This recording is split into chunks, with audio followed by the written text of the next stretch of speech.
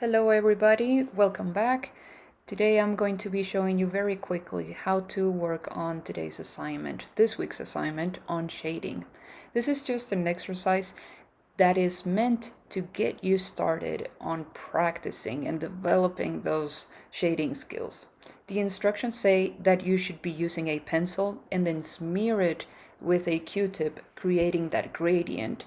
But for this, I'm going to be pushing you to not really use a tool and instead try to blend in with only your pencil. You can print out this lesson or you can just flat out copy it onto any paper like I am doing right now. And I'm going to remind you of one more thing. Remember that you always want to draw very, very lightly.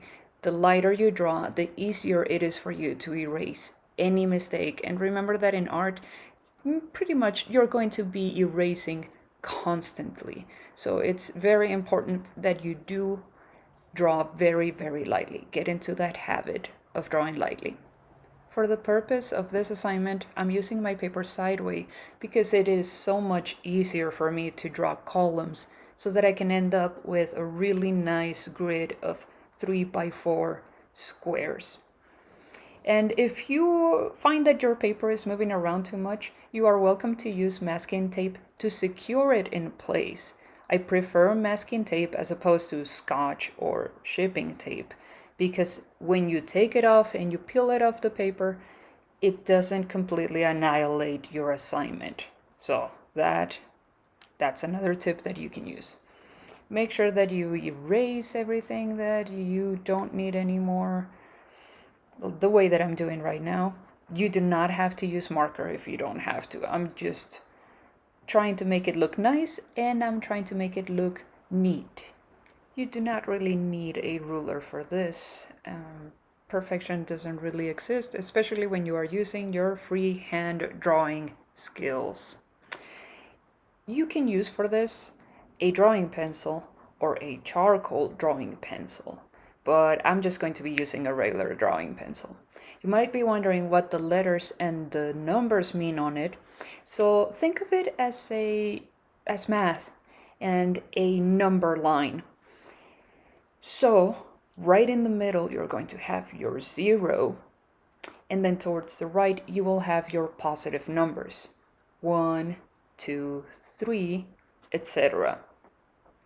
And then on the opposite side, you will have your negative numbers or negative integers, -1, -2, so on and so forth. Your 0, your neutral, would be an HB pencil, or what you have sometimes heard of as a number 2 pencil, the kind of pencil that you usually use for taking tests. So again, it's going to be an HB pencil. That's how I want you to think of it. And so from HB to the right, you are going to have B, 2B, 3B, and so on.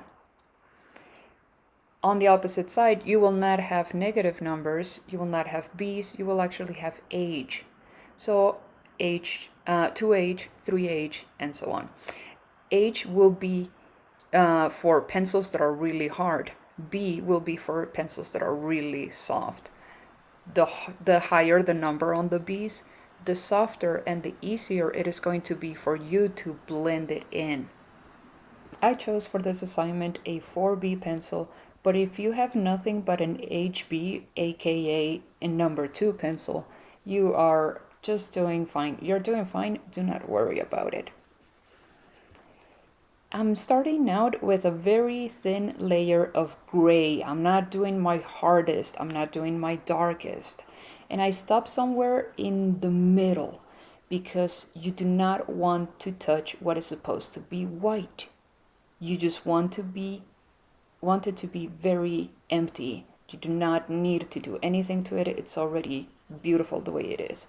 You can always add more layers at the edges, and then you keep adding more and more. You keep working it towards the middle of that square. and you stop using enough pressure towards the middle. And again, keep adding, especially at the edges. The darker it is, the stronger the contrast is going to be. The darker and stronger and harder the contrast, the more it is going to stand out for everybody. So again, gray is kind of wishy-washy, doesn't stand out that much. But whenever you put white next to black, the two of them really stand out because of the difference between the two of them, because of the contrast. If you end up with big blocks of gray and then darker gray and maybe a white, and then those lines that are darker when they are supposed to be lighter, just erase it and try again. For the next square that has the diagonal line going across it, instead of using sideways motions or lines, I am using ovals and circles. And then I go back in, and with the same light amount of pressure on my pencil, I go back in and I add more and more layers.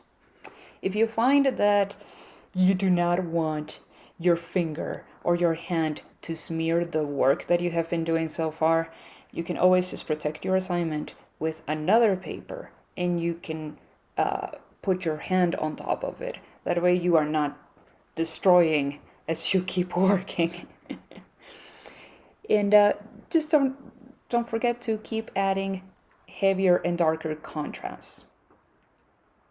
For this next one, I'm not using a ruler. I am not worrying about it so much. I'm just trying to work on my shading skills and blending skills. For this one, I am going to be using a couple of tools, and I'm going to show you the difference between them and the results that they can create. For this one, I'm going to be using a tortillon or paper blender. And it's just basically a piece of paper that is rolled up, and it gives you a lot of control as opposed to using a Q-tip, because the Q-tip has a tip that is very big and very round, whereas a tortillon is able to give you that sharp tip and control, especially around those corners and rough edges.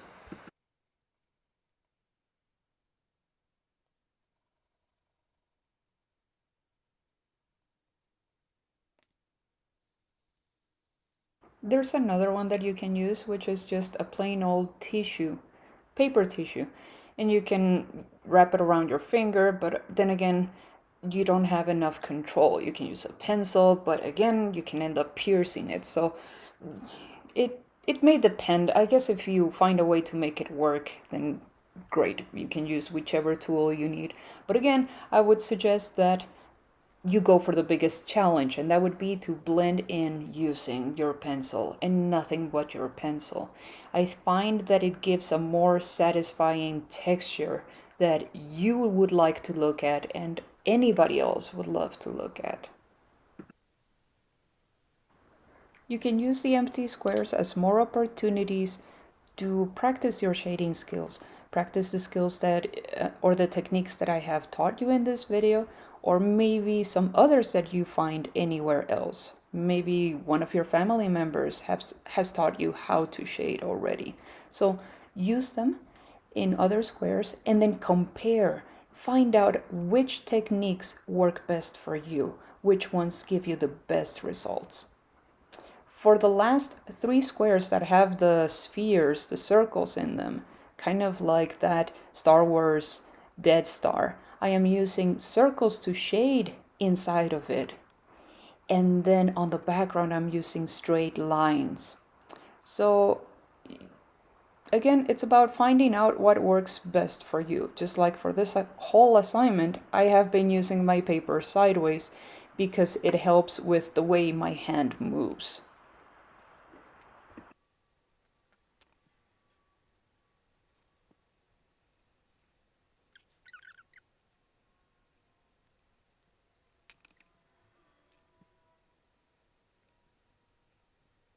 Hopefully by now you have been able to keep your whole assignment without smearing or smudging against your will. And if it has, then make sure that you erase any mistakes. around the squares especially. Clean up the area. I'm going to be using a spray fixative, and this is going to prevent any more pencil from smearing at all. You can use it with charcoal pencil or soft pastels, and it's just really going to prevent, again, this works especially for those people that just really have a habit of touching artwork with their fingers. So, which will be really bad whenever you have something with pencil, because then it's going to end up on their fingertips. You do not want that. This can sounded like it's running out of material, and it's also all splotchy. Make sure that you do have plenty of it.